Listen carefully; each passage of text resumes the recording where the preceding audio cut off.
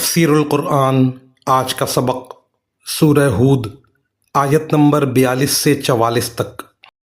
اعوذ باللہ من الشیطان الرجیم، بسم اللہ الرحمن الرحیم۔ وَهِيَ تَجْرِي بِهِمْ فِي مَوْجٍ كَالْجِبَالِ وَنَادَى نُوحٌ ابْنَهُ وَكَانَ فِي مَعْزِلٍ يَا بُنَيَّ ارْكَب مَّعَنَا وَلَا تَكُن مَّعَ الْكَافِرِينَ قَالَ سَآوِي إِلَىٰ جَبَلٍ يَعْصِمُنِي مِنَ الْمَاءِ قَالَ لَا عَاصِمَ الْيَوْمَ مِنْ أَمْرِ اللَّهِ إِلَّا مَن رَّحِمَ وَحَالَ بَيْنَهُمَا الْمَوْجُ فَكَانَ مِنَ الْمُغْرَقِينَ وَقِيلَ يَا أَرْضُ ابْلَعِي مَاءَكِ وَيَا سَمَاءُ أَقْلِعِي وَغِيضَ الماء وقضي الأمر واستوت على الجودي وقيل بعدا للقوم الظالمين۔ ترجمہ: اور وہ کشتی پہاڑوں جیسی موجوں کے درمیان چلی جاتی تھی، اور نوح نے اپنے اس بیٹے کو جو سب سے الگ تھا آواز دی کہ بیٹے ہمارے ساتھ سوار ہو جاؤ اور کافروں کے ساتھ نہ رہو۔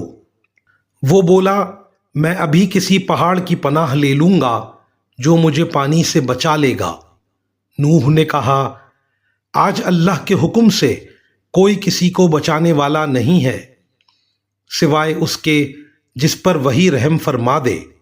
اس کے بعد ان کے درمیان موج حائل ہو گئی اور ڈوبنے والوں میں وہ بھی شامل ہوا، اور حکم ہوا کہ اے زمین اپنا پانی نگل لے اور اے آسمان تھم جا۔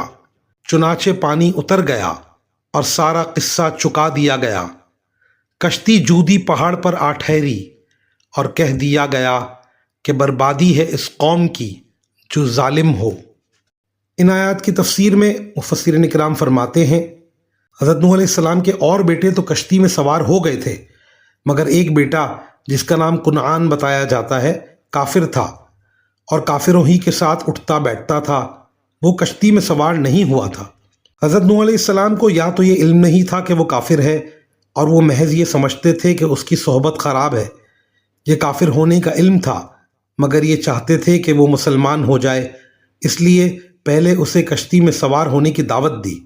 پھر وہ دعا فرمائی جو آگے آیت 45 میں آ رہی ہے کہ اس کو بھی کشتی میں سوار ہونے کی اجازت مل جائے، یعنی اگر کافر ہے تو اسے ایمان کی توفیق ہو جائے۔ مزید ان آیات میں فرمایا گیا کہ سارا قصہ چکا دیا گیا، یعنی قوم کے تمام افراد طوفان میں غرق کر دیے گئے۔ یہ کشتی جودی پہاڑ پر آ ٹھہری تھی۔ یہ اس پہاڑ کا نام ہے جو شمالی عراق میں واقع ہے، اور اس پہاڑی سلسلے کا ایک حصہ ہے جو کردستان سے آرمینیا تک پھیلا ہوا ہے۔ بائبل میں اس پہاڑ کا نام ارارات مذکور ہے۔ وآخر دعوانا ان الحمد للہ رب العالمین۔